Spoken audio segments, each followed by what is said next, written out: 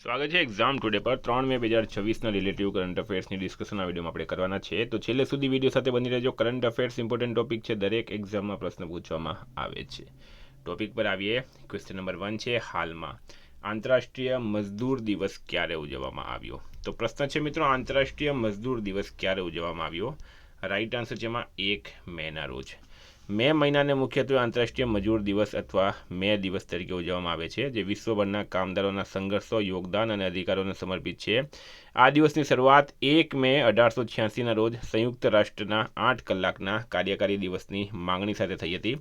ભારતમાં આ દિવસ સૌપ્રથમ 1 મે 1923ના રોજ મદ્રાસમાં ઉજવવામાં આવ્યો હતો. સ્ટારમાં કરજો મિત્રો. 1 મે આંતરરાષ્ટ્રીય મજદૂર દિવસ, ગુજરાત સ્થાપના દિવસ અને મહારાષ્ટ્ર સ્થાપના દિવસ.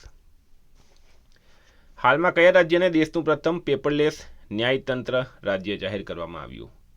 તો રાઈટ આન્સર છે મિત્રો આમાં સિક્કિમને.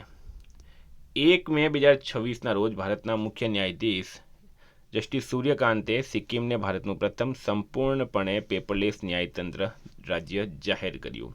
સિક્કિમનું કેપિટલ છે ગંગટોક. સીએમ છે પ્રેમસિંહ તમાંગ. રાજ્યપાલ છે ઓમપ્રકાશ માથુર.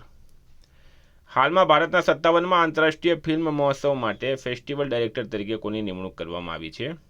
તો રાઈટ આન્સર છે આશુતોષ ગોવારીકરની.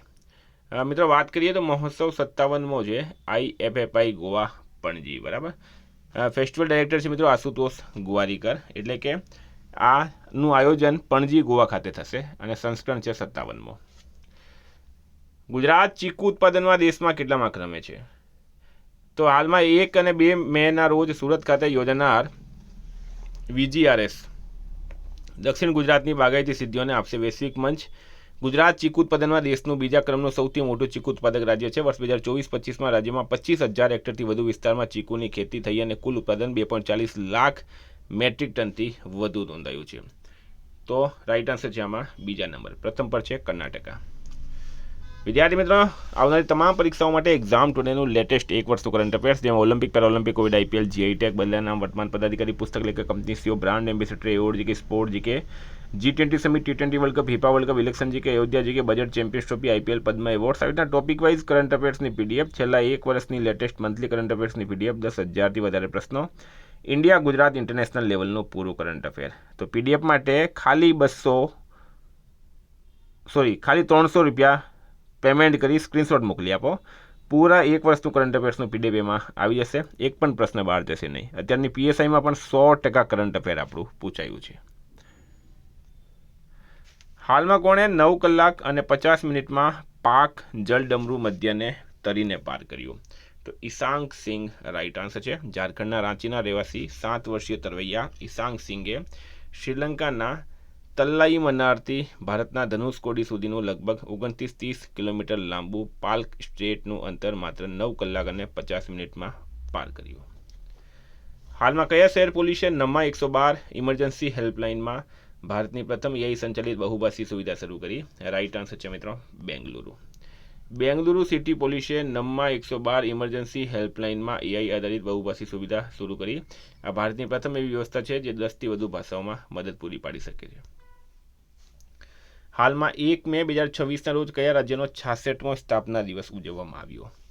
તો રાઈટ આન્સર છે મિત્રોમાં મહારાષ્ટ્ર. બરાબર. સાથે ગુજરાતનું પણ કરી દો તમે. ગુજરાતની આપણે આગળ વાત કરી લીધી. સ્થાપના થઈ છે 1 મે 1960. ગુજરાત ભારતનું 15મું રાજ્ય બન્યું અને મહારાષ્ટ્ર ભારતનું 16મું રાજ્ય બન્યું. હાલમાં કોણે IBSF વર્લ્ડ બિલિયર્ડ્સ ચેમ્પિયનશિપ 2026નો ખિતાબ જીત્યો છે? રાઈટ આન્સર છે સૌરવ કોઠારીએ. ભારતના દિગ્ગજ ક્વિસ્ટ સૌરવ કોઠારી આયર્લેન્ડના કેલ્સમાં આયોજિત IBSF વર્લ્ડ બિલિયર્ડ્સ ચેમ્પિયનશિપ 2026 જીતી લીધી. તેમણે ફાઇનલમાં પોતાના દેશ બંધુ પંકજ અડવાણીને 11-33-477થી હરાવીને સફળતાપૂર્વક પોતાના ટાઇટલનો બચાવ કર્યો. હાલમાં કોણે ડિફેન્સ એકાઉન્ટ્સના કંટ્રોલર જનરલ તરીકે કાર્યભાર સંભાળ્યો? તો અનુગ્રહ નારાયણ દાસ રાઈટ આન્સર થશે. તેઓ મિત્રો ડિફેન્સ એકાઉન્ટ્સ, બરાબર, એટલે કે controller general of defence accounts બન્યા છે. હાલમાં બ્રિક્સ કલ્ચર વર્કિંગ ગ્રુપની પ્રથમ બેઠક ક્યાં યોજાઈ હતી?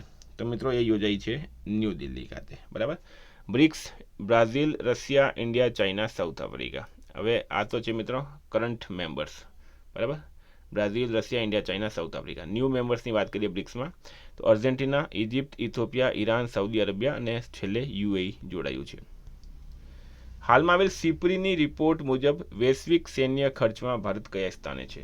તો મિત્રો ભારત આવી ગયું છે બ્રિટનને પાછળ મૂકીને 5મા સ્થાને. ભારતનો કુલ સૈન્ય ખર્ચ જે છે એ 92.1 બિલિયન રહ્યો. 8.9%ની બઢોતરી થઈ છે. આમાં ભારત પહેલાં માત્ર અમેરિકા, ચીન, રશિયા અને જર્મની છે. કઈ મરાઠી ફિલ્મો પ્રતિષ્ઠિત કાન્સ ફિલ્મ ફેસ્ટિવલમાં પ્રદર્શિત થવા માટે પસંદ થઈ? તો મહારાષ્ટ્રની 2 ફિલ્મો છે મરાઠી ફિલ્મ જીવ અને એપ્રિલ મે 99.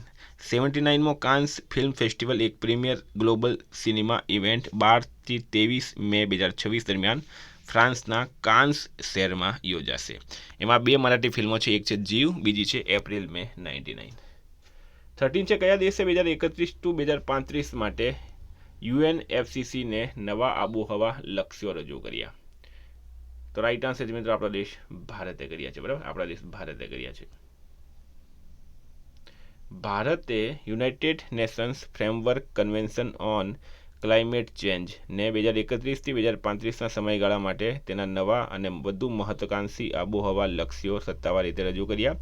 આ પગલું વિકસિત ભારત 2047ના વિઝનને અનુરૂપ છે અને 2070 સુધીમાં નેટ ઝીરો ઉત્સર્જનનું લક્ષ્ય પ્રાપ્ત કરવા માટે પ્રતિબદ્ધતા દર્શાવે છે.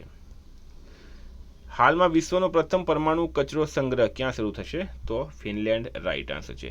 વપરાયેલા પરમાણુ બળતણનો કાયમી નિકાલ કરવા માટે વિશ્વની પ્રથમ સુવિધા ફિનલેન્ડના ઓલ્કિલુટો ટાપુ પર ખુલવા માટે તૈયાર છે. 15 હાલમાં કયા ભારતીય વૈજ્ઞાનિકને વિટલી એવોર્ડ્સ 2026 મળ્યો? તો રાઈટ આન્સર છે મિત્રોમાં પરવીન શેખ. ભારત માટે ગર્વની વાત છે ભારતીય વૈજ્ઞાનિક પરવીન શેખને 2026 માટે પ્રતિષ્ઠિત વિટલી એવોર્ડ્સથી નવાજવામાં આવ્યા. આ સન્માન તેમને લુપ્તપ્રાય પક્ષી ભારતીય સ્કીમરના સંરક્ષણમાં ઉત્કૃષ્ટ યોગદાન માટે આપવામાં આવ્યું છે. 16 હાલમાં વિજય કુમારનું અવસાન થયું છે. તેઓ કઈ રમત સાથે સંબંધિત હતા?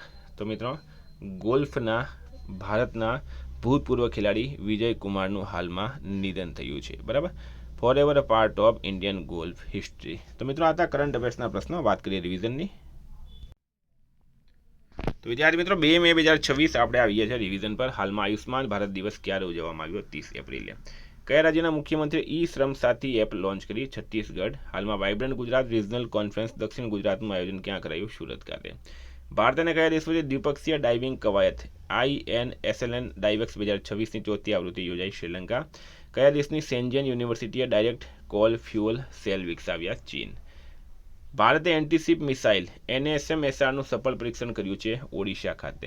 8 નંબર છે હાલમાં સ્કાયરૂટ એરોસ્પેસનું વિક્રમ-1 રોકેટ ક્યાં ફ્લેગ ઓફ કરવામાં આવ્યું? હૈદરાબાદમાં. 9 છે હાલમાં DGCA દ્વારા ભારતની પ્રથમ વાણિજ્યિક સીપ્લેન સેવાને ક્યાં સંચાલન માટે મંજૂરી આપવામાં આવી? લક્ષદ્વીપ.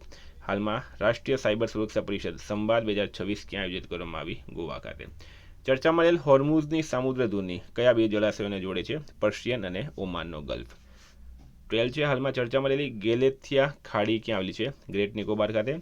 કયા દેશે $1.4 કરોડ 657 પ્રાચીન કલાકૃતિઓ ભારતને પાછી આપી? અમેરિકાએ. હાલમાં પરમાણુ ઉર્જાનો ઉપયોગ કરીને વીજળી ઉત્પન્ન કરનાર વિશ્વનો 33મો દેશ બની ગયો છે બાંગ્લાદેશ. અતિ ધનવાન વસ્તીના સંદર્ભમાં ભારતનું વૈશ્વિક સ્થાન છે 6ઠું. 16 છે 10મા જાહેર આરોગ્ય સમિટનું ઉદ્ઘાટન ચંડીગઢમાં JP નડ્ડાએ કર્યું. વિદ્યાર્થી મિત્રો ગઈકાલે પ્રશ્ન પૂછાયો 2026માં ગુજરાતનો કેટલામો સ્થાપના દિવસ?